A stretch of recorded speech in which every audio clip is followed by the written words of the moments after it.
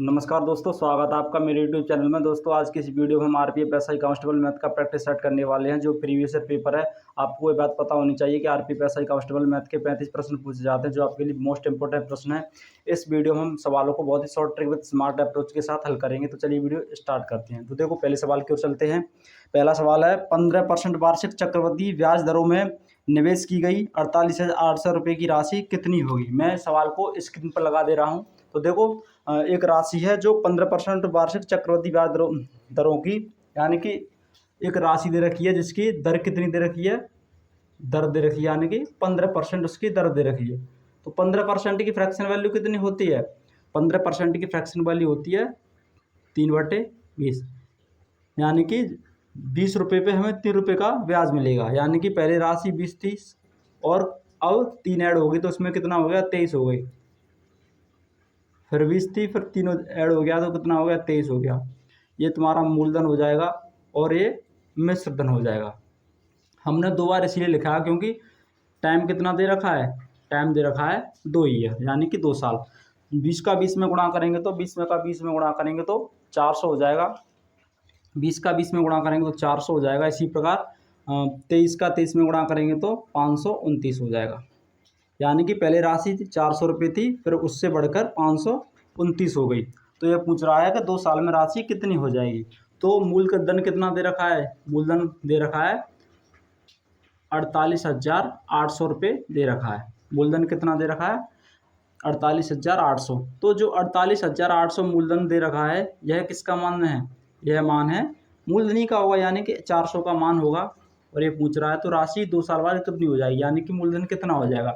मूलधन कितना है? 529। इसमें कितने का गुणा कर देंगे? 529 का गुणा कर देंगे। 529 का गुणा करेंगे, 2 जीरो से 2 जीरो खत्म, 4 से काटेंगे हम, 4 एकम 4, 4 दूनी 8, 4 दूनी 8, यानी कि 122 इंटू 529। इसका हम क्या करेंगे? गुणा करेंगे। 122 और 529 का गुणा करेंगे तो यह आएगा 64,538। 64,538 इसका क्या हो जाएगा? राइट आंसर हो जाएगा। तो 15% वार्षिक चक्रवृद्धि ब्याज की दर से 48,800 रुपये की राशि कितनी हो जाएगी? ये हो जाएगी 64,538 रुपये।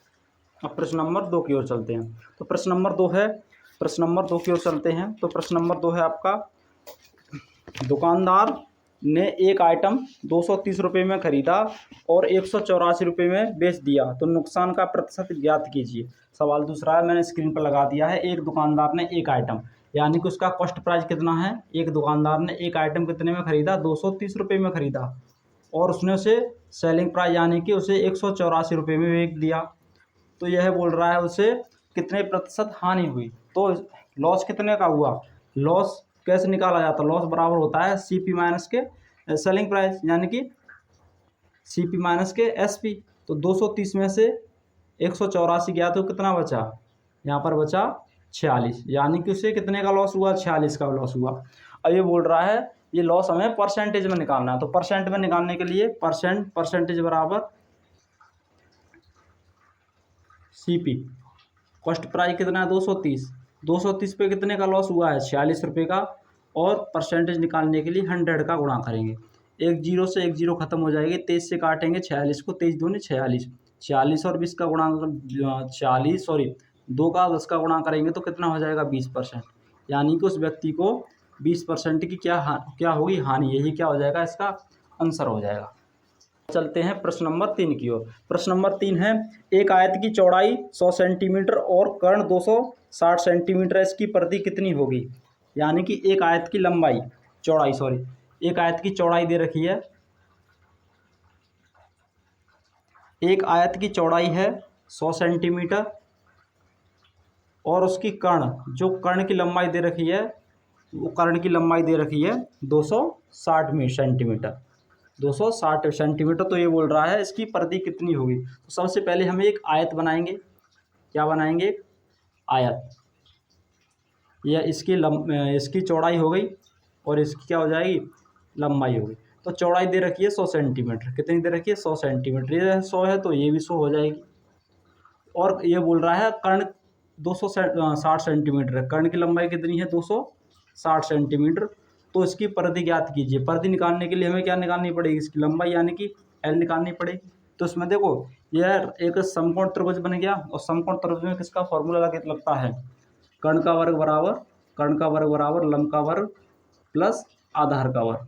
तो कर्ण कितना है, कर्ण दे रखा है 260 का वर्ग बराबर लंबाई एल है, एल का वर्ग प्लस आधार यानी कि चौड़ाई कितनी है 100, तो 100 का वर्ग कर देंगे। 26 का वर्ग होता है 576, 1 0 100 00 बराबर एल स्क्वायर प्लस 100 का वर्ग होता है 10,000। 10,000 माइनस करेंगे तो एल स्क्वायर की वैल्यू आ जाएगी, सॉरी 676 होता है इसका, क्या होता है 676 में से 67,600 में से 10,000 गया तो कितना बचा 57,600। तो एल की वैल्यू कितनी आ जाएगी, ये कितने का वर्गमूल हो जाएगा, ये हो जाएगा 240 का, यानी कि एल की लंबाई कितनी आ गई 240। एल की लंबाई कितनी आ गई 240। तो ये पूछ रहा है परिधि ज्ञात कीजिए। परिधि कितनी होती है 2, लंबाई प्लस चौड़ाई, लंबाई प्लस कितनी होती है चौड़ाई, तो निकाल लो 2, लंबाई कितनी है 240 प्लस चौड़ाई कितनी दे रखी है 100 सेंटीमीटर।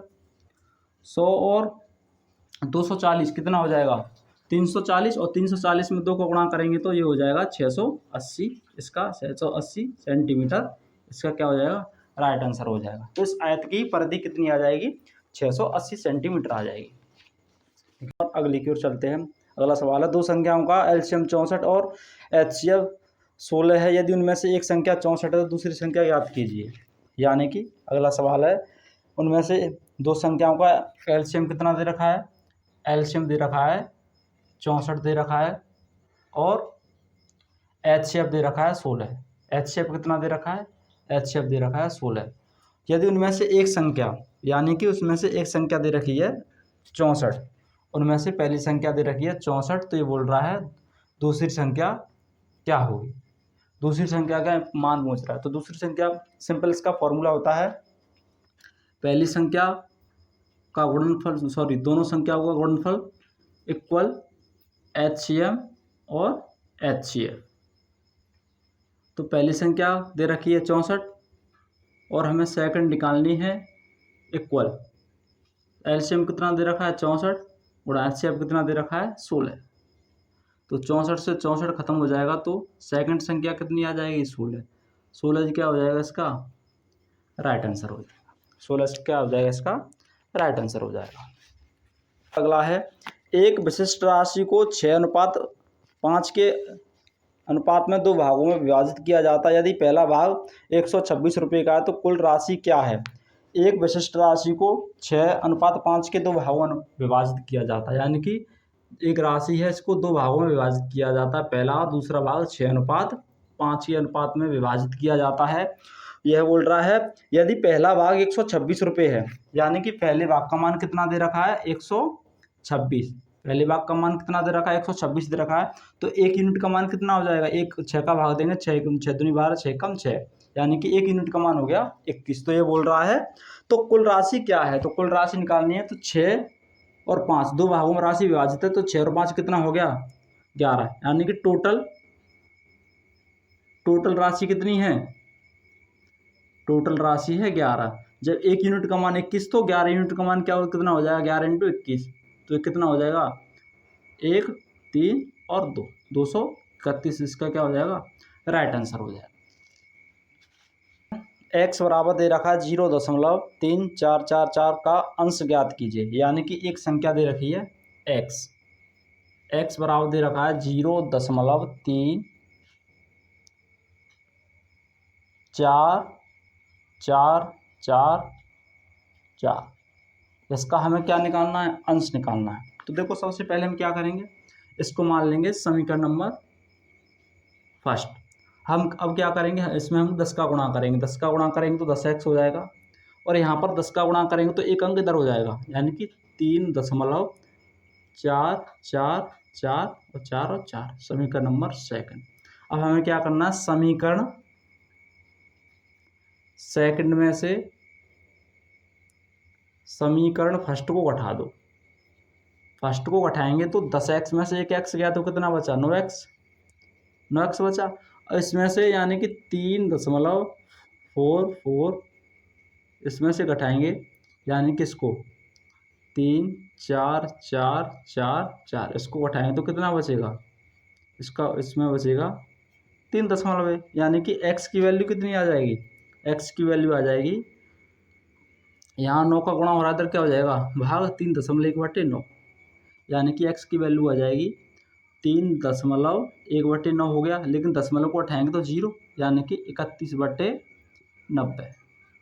31/90 इसका क्या हो जाएगा, राइट आंसर हो जाएगा। इसका राइट आंसर 31/90 हो जाएगा। क्वेश्चन नंबर अगला है आपका, x का मान ज्ञात कीजिए, यानी कि एक अंडर रूट में एक मान दे रखा है 189 माइनस के x बराबर यहाँ पर दे रखा है 178 माइनस के रूट में 81।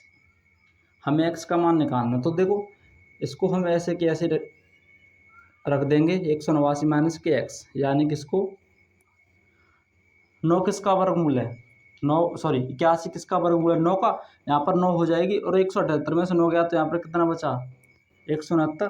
तो 189 माइनस के x बराबर 169 किसका वर्गमूल हो जाएगा 13 का हो जाएगा। इसको रूट में से कैसे रखा रहे हैं तो कितने का वर्ग हो जाएगा 13 का। अब यहाँ पर अंडर रूट है, यहाँ पर अंडर रूट नहीं है, तो अंडर रूट हटाने के लिए हम क्या करेंगे, दोनों पक्षों का वर्ग कर देंगे। दोनों पक्षों का वर्ग करेंगे तो यहाँ पर वर्ग करने पर अंडर रूट हट जाएगा और इसका वर्ग करेंगे तो 169 हो जाएगा। कितना हो जाएगा 169 हो जाएगा। इस साइड में 69 प्लस के इस साइड में कितने किसके हो जाएंगे माइनस के, यानी कि x की वैल्यू कितनी हो जाएगी 189 में से माइनस के 169 गया तो कितना बचा, x की वैल्यू आ जाएगी 20। 20 इसका क्या हो जाएगा राइट आंसर हो जाएगा। 20 इसका क्या हो जाएगा राइट आंसर हो जाएगा।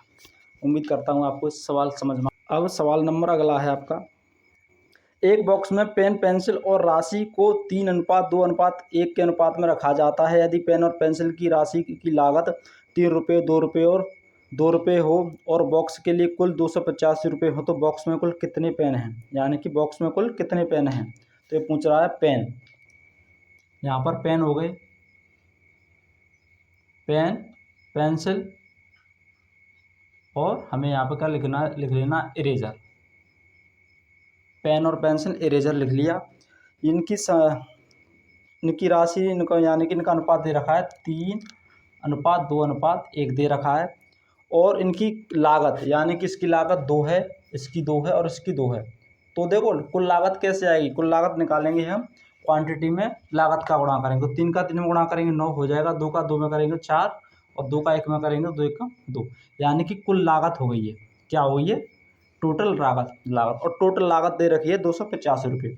तो 9 4 13 2 15, यानी कि 15 कितने का मान है 285 यूनिट का मान है। तो 1 यूनिट का मान कितना हो जाएगा 15 एकम 15, यहाँ पर कितना बता 13, तो 15 नम्मा 135, यानी कि 1 यूनिट का मान हो गया 19 रुपये। 1 यूनिट का मान हो गया 19। तो ये पूछ रहा तो बॉक्स में कुल कितने पेन हैं, तो बॉक्स पेनों की संख्या कितनी है 3, 1 यूनिट का मान कितना आ गया 19, तो 3 यूनिट का मान कितना हो जाएगा 3 × 19, यानी कि 9 3 57, कितना हो जाएगा 57। इसका क्या हो जाएगा राइट आंसर हो जाएगा।